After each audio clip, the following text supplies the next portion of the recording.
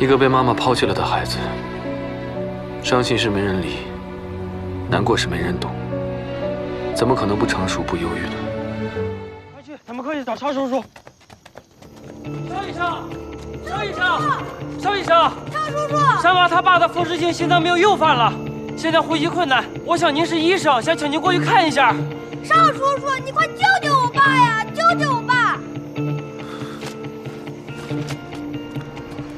没事啊，没事。走，过去看看。走，快！你们谁是病人的家属？跟我处理一下。这是他的孩子，还小，我跟你去吧。好，是典型的风湿性心脏病。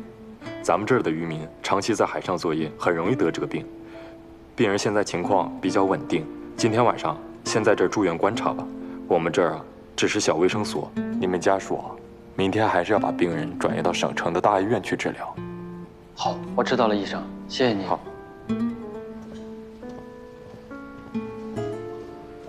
陈桑老师，哎，山娃爸爸病成这样，怎么没见他妈妈来呀？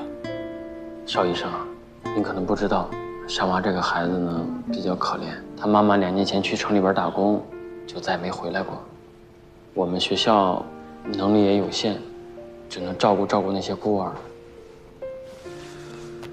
这样吧，这卡你先拿着，明天请你务必将山娃爸爸送到省里的大医院里面。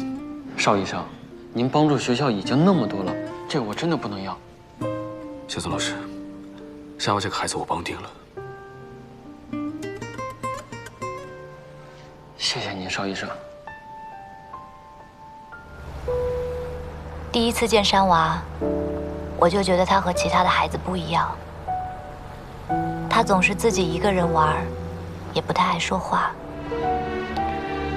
一个被妈妈抛弃了的孩子，伤心是没人理，难过是没人懂，怎么可能不成熟不忧郁呢？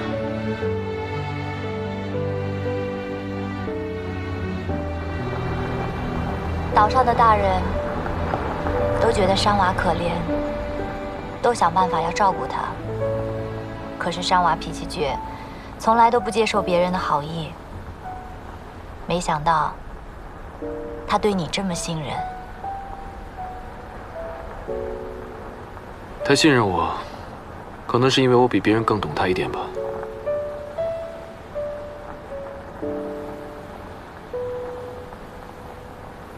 连自己的亲生母亲都不要自己了，这世上还有谁是值得信赖的呢？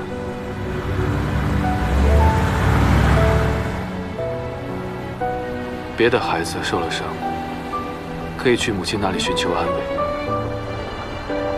山娃只能一个人去角落里舔舐自己的伤口。怎么说的？你好像经历过一样。我只是想象力比较丰富罢了。人这一辈子，就像夜里行船，不知道什么时候会遇上暗礁，什么时候遇上风浪。可无论你遇到什么，到最后，肯定都还是你一个人扛。